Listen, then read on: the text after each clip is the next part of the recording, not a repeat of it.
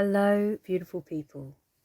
It is with my pleasure that I am beginning to introduce to you the Soul Prophecy Oracle. Not only an art project that I have been creating and working and living in since 2012, but it's a deep embodiment and guide for the deep feminine wisdom. So I am a woman in a woman's body, and this is my journey of transformation, deep transformational quest to become the embodiment of my soul, to live my life purpose. And what I have discovered on the way over these last over 10 years now. So I'm going to start describing it to you because I'm in the final stages of the final commissions. There's a few places for portraits for women available. And then we're going to go on to the stage of the writing and the publication. So I wanted to really start sharing this with you because this wisdom that I have unpacked, unfolded, discovered, embodied for myself over the last plus 10 years is really, is available for others to see how it resonates with them and to hopefully be a guide to not be afraid to go deep. Because where we go deep, this is where we discover the true essence of our soul that we have locked in for thousands of years. And it's time to wake it up, isn't it? So this introductory video is just the beginning. I will be doing readings and sharing the wisdom from this oracle deck through my own words as, connecting to the collective energies that are going on, the seasonal energies, the different cycles that we're in, and beginning testing the cards online because I've been working with them for quite some time now, and they're powerful. So I really look forward to sharing this more with you. So let's begin here at the beginning. Well, I've been working on this since 2012, right? And it started in an exhibition where there's many pictures, and I've had to really choose which ones are going in, but this one I feel is the beginning of the oracle because it was one of the pieces that was in an exhibition that I did that was really, really close to my heart. It was when I responded to a call from my intuition after years of depression following coming out of an abusive, narcissistic marriage that was indeed also life-threatening, and I had no idea how to get out. And one day I woke up in the morning staring at the ceiling. What am I going to do with my life? And I heard a voice say, what would you regret doing if you didn't what would you regret doing if you died today? And then I heard the voice of myself coming through saying, I would regret it if I didn't live my art and my expression, my voice, my performance in my way. And so there was the ignition. And from that moment onwards, I started creating and expressing myself in a different way. And the universe responded to me and welcomed me into I got accepted into art exhibitions, and one of the most supportive things for me was residency, artist in residence at Lighthouse Pool, the largest art centre outside of London. And there I went into an exploratory phase with them regarding performance and illustration and writing and just purging everything that I had been through and creating exhibitions. And this is one of the pieces that came out of that. And it was really when I started working intuitively, deeply intuitively, even though when I look back at my former works, my paintings and all of my writing throughout the whole of my life, I'm an artist born and bred, and I cannot escape my art. Because my art is my life and my life is my art. And all of us are the creatives of our own reality. And this is what is so beautiful, is when we're able to put expression to it. And fortunately, I have this gift where I can put pen to paper and describe things that go beyond words. So this is also what this oracle is about. So this is the beginning piece. I was responding to a call, an inner call from me going, Hazel, put yourself on the page. And this was my first experiments because I'd never seen this. So I literally put myself on the page and then I drew around it. And I literally just drew what was coming through my visions. And there's a few pieces from this little series, and this is the one that I want to put in here because it's called The Memory Keeper.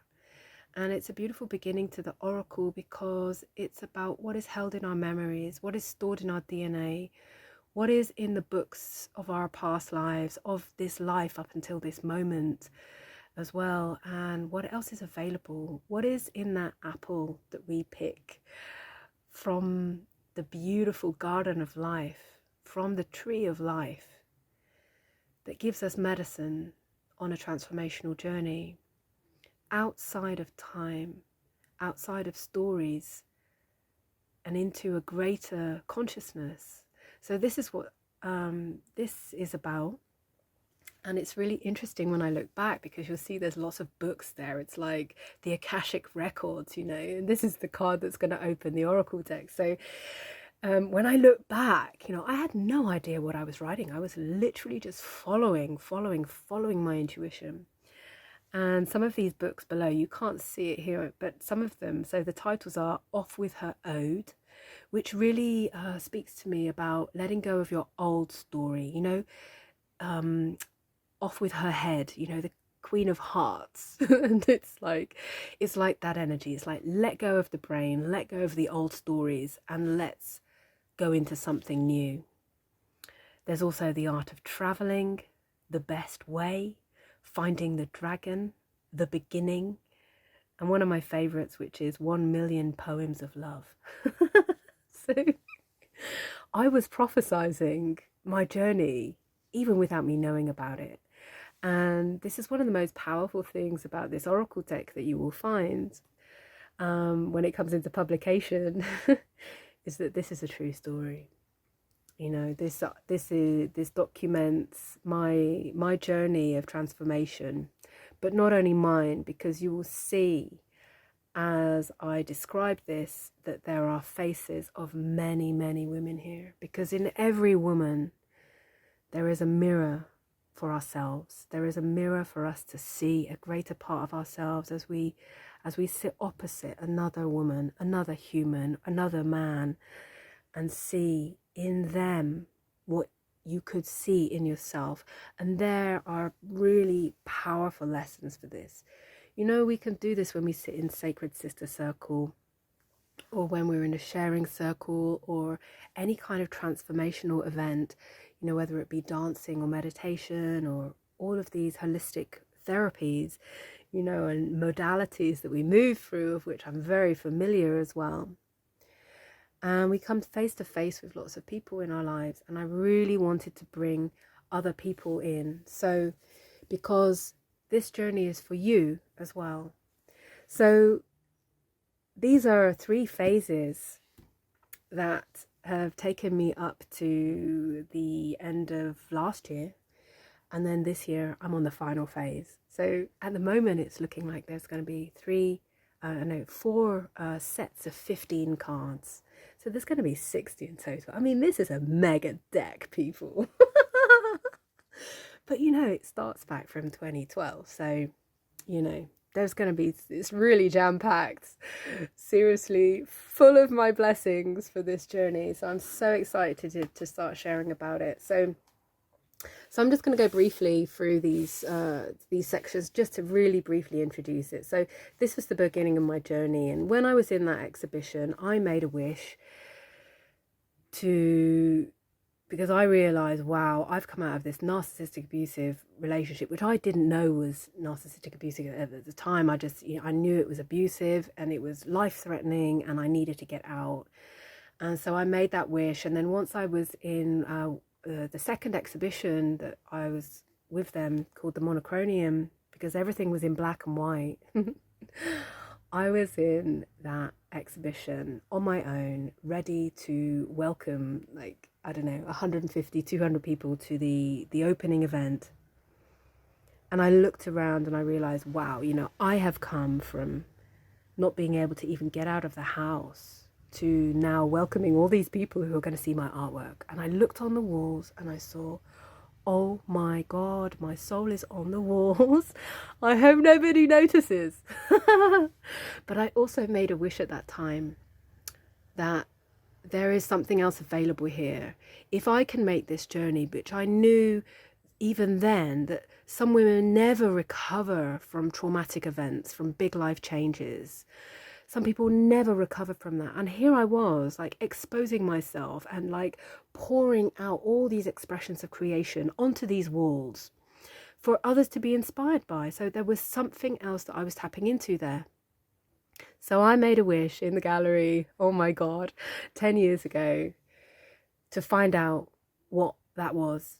Because it wasn't about me becoming an art teacher. It wasn't about me teaching people how to illustrate or perform or sing or dance or whatever.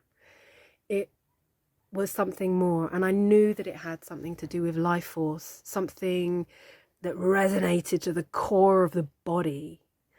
And so I've been on my journey for that. And so it's taken me, this has been like, you know, this is a spiritual awakening journey in itself, you know.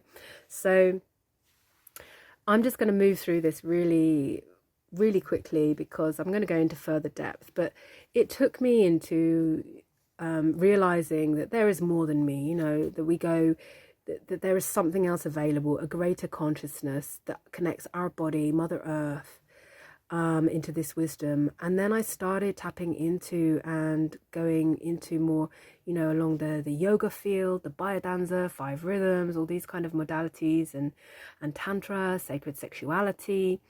And I did a training in Glastonbury as priestess of sacred sexuality. And so I went much deeper into that, and to resurrect that deep ancient wisdom within myself as a woman.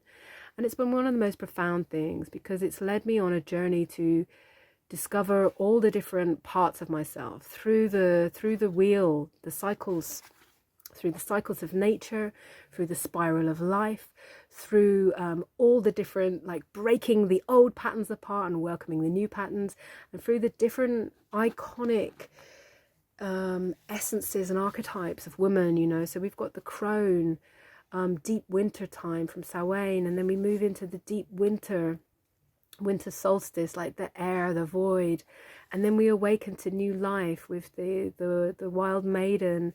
We have to find our path, and the kundalini energy ignites.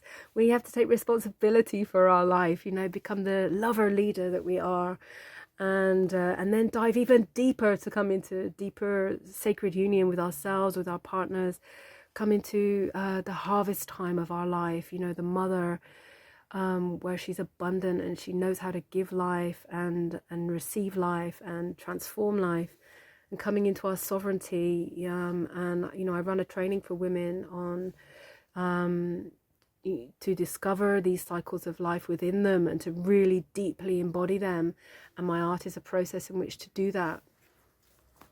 It's one of the things that I use as a guide, so that we come, you know, we accept our own sovereign journey. And this is what this beginning part is. It's about our sovereign journey and all of the archetypes, and embodying and learning the archetypes, coming to them, saying, I come to you, crone, I come to you, wild maiden, show me the way. And planting a seed for the new journey, taking the step on the next journey. And then really deciding, like, you know, I don't know, like, you know, we cross over from light into dark and dark into light. This whole yin yang balancing of energy, but there's more to that. There's so much more wisdom that can be unlocked in the body. So it's saying yes to the journey in that. And then in this one, this is also an art installation that I did at Lighthouse, and this was called the Observationarium. There's a track on that on my album, and this is really about becoming the oracle of your life. And so this, like, marks the first stage, you know, the first stages of really learning, and, you know,